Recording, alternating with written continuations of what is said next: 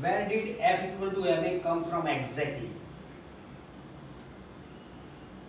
Suppose I want to catch a cricket ball coming with velocity 10 meter per second towards me. So I have to apply force. Consider two identical balls. One is moving with 10 meter per second, the other is going with 20 meter per second. And I am stopping both the ball. That is, I am making the velocity 0. In first case 10 to 0, other case 20 to 0. 20 to 0 requires more force. So common sense, F is directly proportional to change in velocity. Now consider two different body.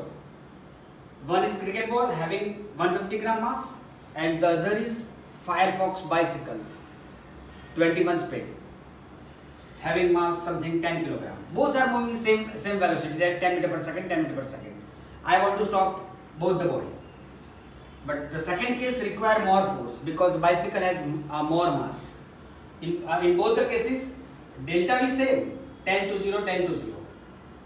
But bicycle has more mass, so required amount of force in this case is greater. So F varies M also. Now another parameter. Consider two identical ball moving with same speed 10 meter per second, 10 meter per second, and I am stopping. But in first case, I am catching this way. And in second case, I am catching this way. Second case, diameter is greater, so less force is required. So F varies 1 upon delta T, inversely proportional to delta T. Combining all the three, F varies M delta V by delta T. So F varies MA. Actually, average force varies M into average acceleration. So KMA, but K is taken as 1, we have discussed already.